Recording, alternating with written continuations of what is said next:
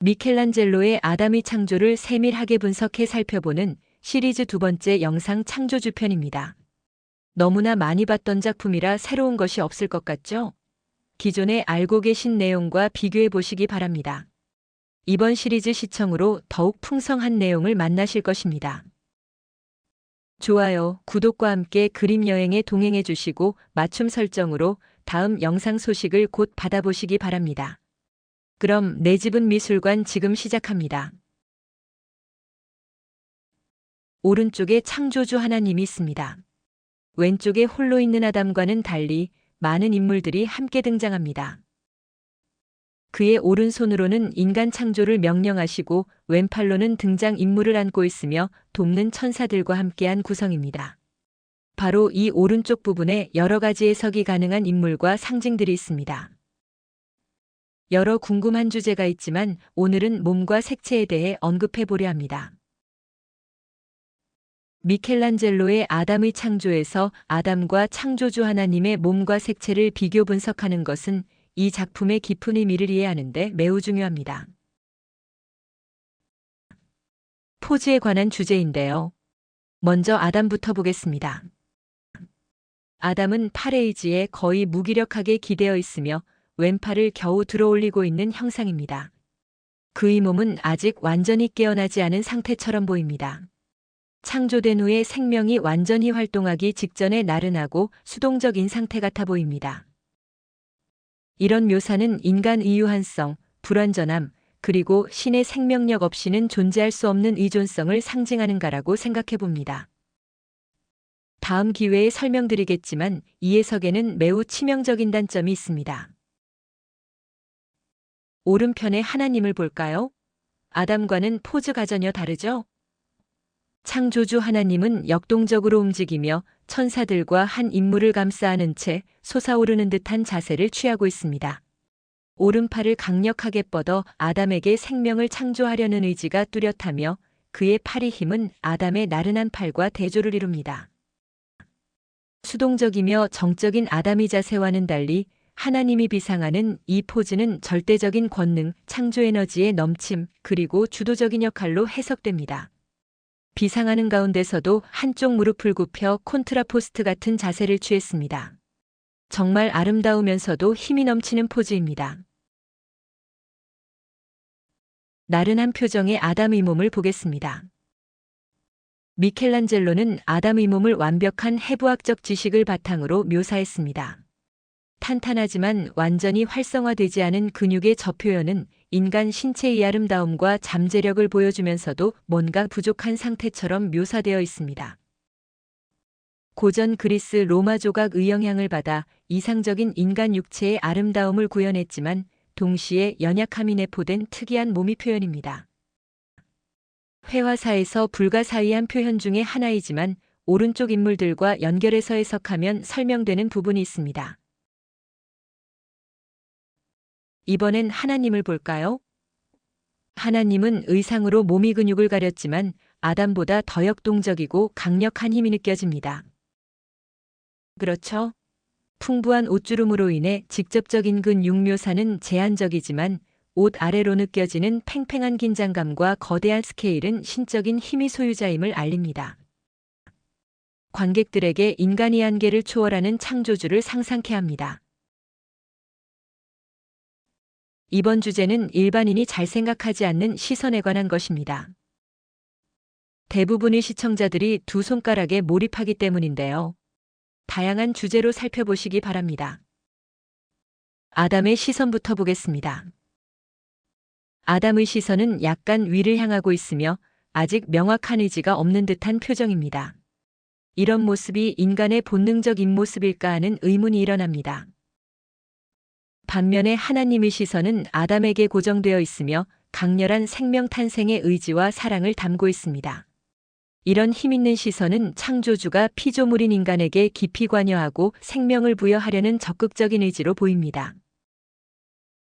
창조의지가 담긴 하나님의 강렬한 시선과 유한성을 지닌 피조물의 시선 사이에 화제가 되는 두 손가락이 있습니다.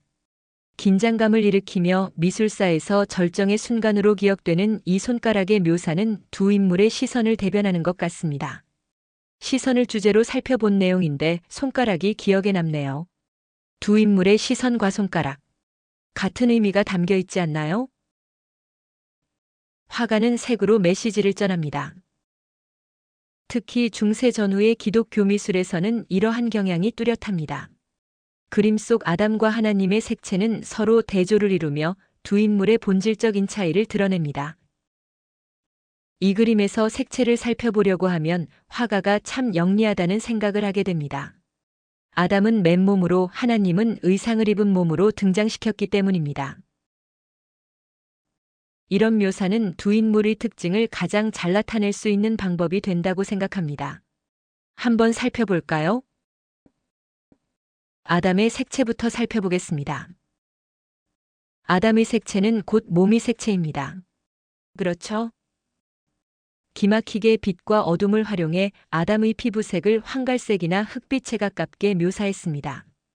이러한 묘사는 성경에서 아담이 흙으로 지음받았다는 창세기 기록을 시각적으로 나타낸 것입니다. 즉 그의 본체는 땅의 존재이며 물질적인 존재임을 암시합니다. 채도를 살펴보자면 그의 몸은 전반적으로 채도 가낮고 부드러운 톤을 사용했는데요. 그의 나른함과 아직 뭔가 불완전한 상태를 강조하기에 매우 적합합니다.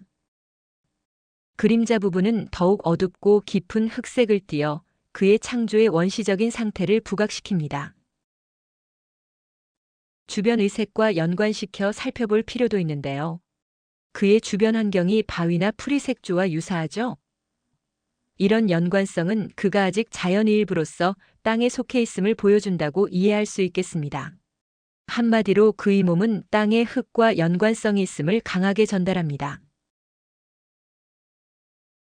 공중에 떠 있는 하나님의 색채를 볼까요? 제가 앞에서 화가가 영리하다고 했죠?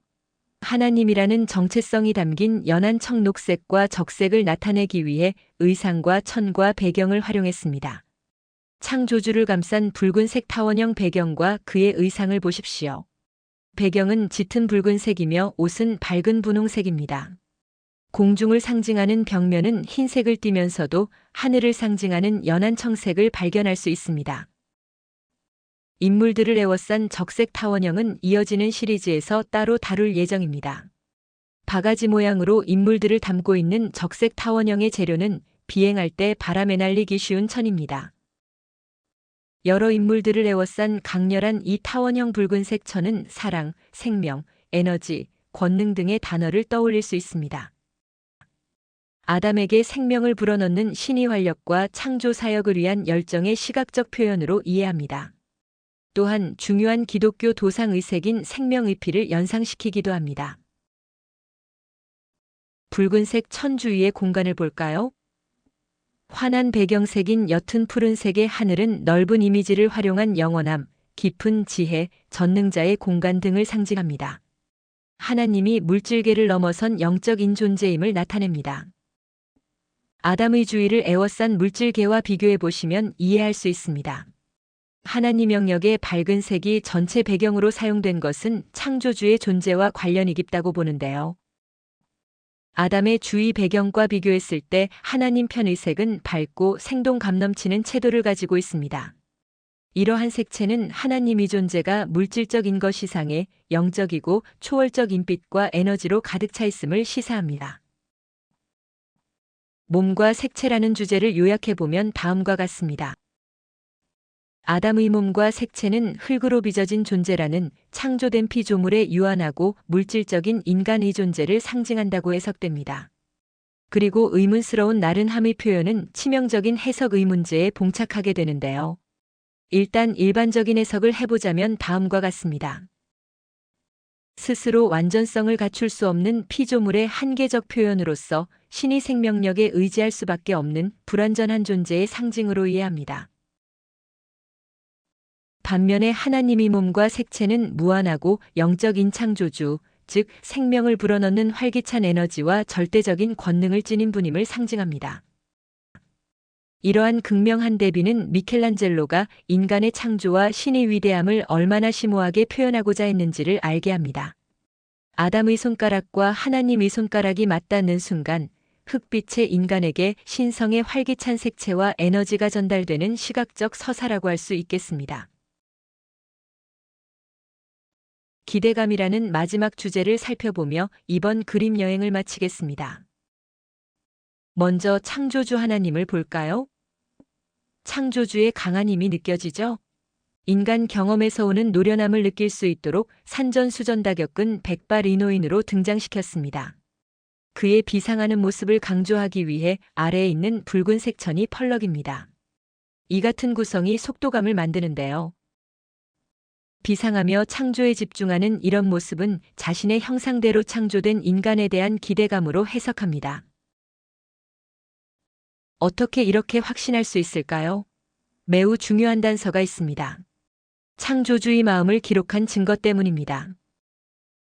아래 기록들을 읽어드릴 테니 무엇이 중요한 단서인지 식별해 보시기 바랍니다.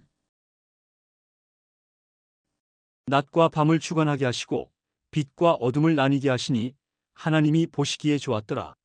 모든 것을 그 종류대로 만드시니 하나님이 보시기에 좋았더라. 하나님이 지으신 그 모든 것을 보시니 보시기에 심히 좋았더라. 창세기 1장은 천지 만물을 순차적으로 창조하신 기록입니다. 이 기록에는 창조주의 마음이 담겨 있는데요. 특별한 점은 인간과 다른 만물의 창조를 명확하게 구분시켰습니다. 보시기에 좋았더라와 보시기에 심히 좋았더라는 구절의 차이에 나타나 있습니다. 인간을 창조하신 후에는 그냥 보시기에 좋았더라가 아니라 보시기에 심히 좋았더라고 하셨습니다. 인간이 매우 특별한 창조물임을 밝힙니다. 아담을 향한 하나님의 비행하는 속도감 있는 이런 묘사는 창조물을 향한 하나님의 마음으로 해석될 수 있습니다. 아담의 후손인 나를 향한 마음도 똑같겠구나라고 느껴보며 그림 여행을 마칩니다. 저는 다음 그림 여행으로 곧 찾아뵙겠습니다. 그때까지 주님의 평안에 머무시길 기도합니다. 세상에 흩어진 명화를 찾아 세밀히 그 내용을 살펴보는 새로운 유튜브 명화 속의 채널. 내 집은 미술관 제공이었습니다.